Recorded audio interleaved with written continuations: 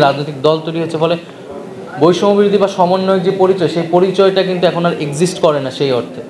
ফলে আইনশৃঙ্খলা বাহিনীর কাছে আমাদের থাকবে যাতে এই পরিচয় ব্যবহার করে কেউ যদি অপকর্ম করে তারা তাদের আইন অনুযায়ী ব্যবস্থা নেবে।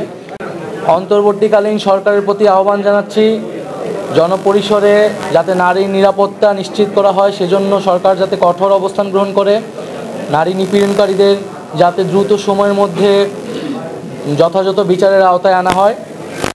আরেকটি বিষয় হচ্ছে, আপনারা দেখেছেন গতকাল রয়টার্সের যে ইন্টারভিউ, সেটা নিয়ে হয়তো অনেক প্রশ্ন আপনাদের আছে, সেটা হয়তো আমরা প্রশ্নোত্তরের সময় জানব।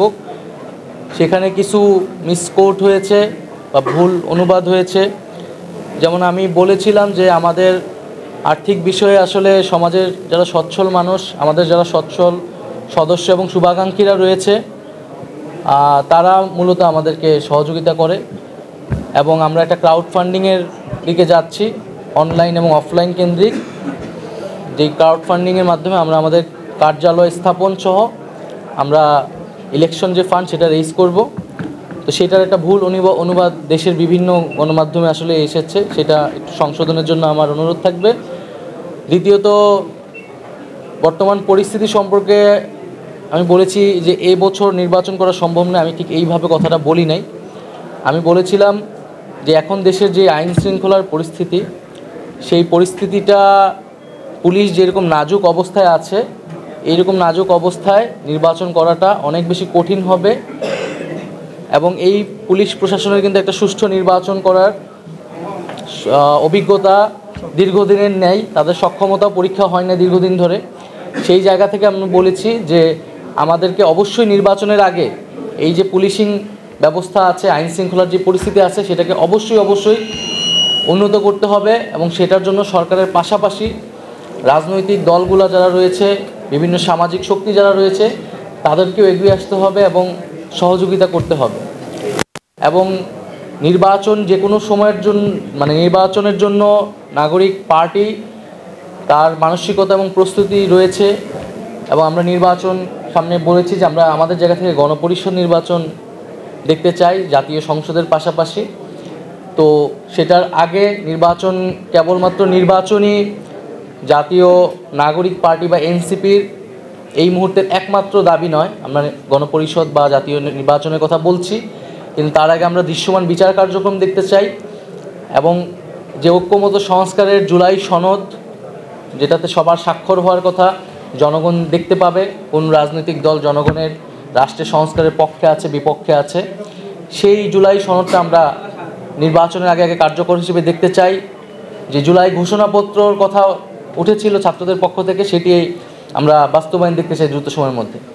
আরেকটি বিষয় আপনারা খেয়াল করে থাকবেন, খুব সাম্প্রতিক সময় ধরেই বৈষম্য বিরোধী ছাত্র আন্দোলন, নাগরিক কমিটি এবং বর্তমানে যে নাগরিক পার্টি হওয়ার পর থেকে যে আমাদের যারা নারী সদস্যবৃন্দ রয়েছে, খুবই স্পেসিফিকভাবে তাদেরকে চিহ্নিত করে সাইবার জগতে নানা ধরনের অপপ্রচার চলছে, বুলিং চলছে এবং এক ধরনের হেনস্থার মধ্য দিয়ে তাদেরকে যাচ্ছে। এবং আমরা দেখতে পাচ্ছি যে বিগত ফ্যাসিবাদী সরকার, তাদের কর্মী, তাদের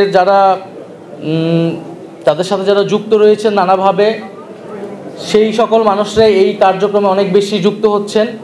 নারীদেরকে টার্গেট করা হচ্ছে পলিটিক্যাল স্পেয়ারে, যাতে নারীরা রাজনৈতিক কাজে, দেশ গঠনের কাজে যুক্ত হতে না পারে, নিরুৎসাহিত করার জন্য এবং তাদেরকে একটা মেন্টাল ট্রমার মধ্যে দিয়ে তাদেরকে নিয়ে যাওয়ার চেষ্টা করা হচ্ছে।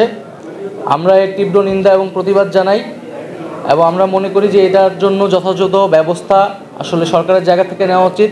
সামাজিকভাবে আমাদের এই সকল নারী, যে কোনো রাজনৈতিক দলে যারা ফ্যাসিবাদের বিপক্ষে ছিল, তাদের পক্ষে আমাদের জোরালো কণ্ঠস্বর রেইজ করা উচিত এবং তাদের পক্ষে অবস্থান নেওয়া উচিত।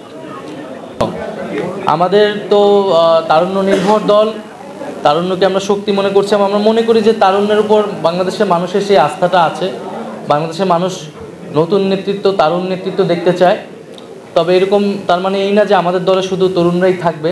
আমরা তরুণরা যারা আমরা সংগঠিত ছিলাম আন্দোলনের মাধ্যমে, আমরা আন্দোলন পরবর্তী সময়ে আমরা এক হতে পেরেছি, তারা আমরা এই দলটার যাত্রা শুরু করেছি এবং আমাদের যাত্রাপথে আসলে সমাজের নানা শ্রেণী পেশার, নানা বয়সের মানুষরা এসে যুক্ত হবে, তাদের জন্য সেই সুযোগটি থাকবে, সেই স্পেসটি থাকবে। এবং আমরা মূলত আমাদের যে পরবর্তী সাংগঠনিক কার্যক্রম সেখানে মূলত আমরা আগ্রহী হব, মনোযোগী হব।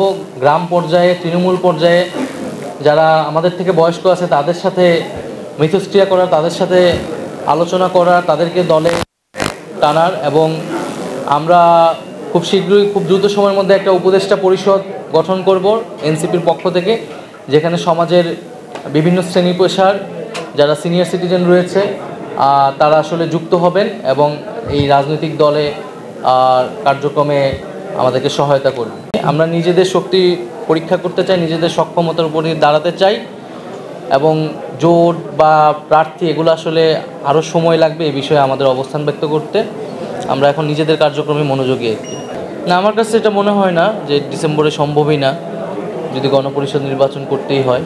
এটা মূলত রাজনৈতিক সদিচ্ছার উপর নির্ভর করবে, রাজনৈতিক ঐক্যমতের উপরে নির্ভর করবে। এবং আমরা যদি সেই ঐক্যমতে পৌঁছাতে পারি তাহলে আসলে আকাঙ্ক্ষিত সময়ের মধ্যেই গণপরিষদ এবং জাতীয় সংসদ আমরা একসাথে বলতেছি সেটি করা সম্ভব। তবে যে কোনো নির্বাচনেও যাওয়ার আগে আমরা বারবার বলছি, আমরা দৃশ্যমান বিচার কার্যক্রম এবং সংস্কারের যে জুলাই সনদ সেটার আসলে বাস্তবায়ন আমরা দেখতে চাই। আমাদের তারপরেই নির্বাচনের দিকে এগোতে হবে।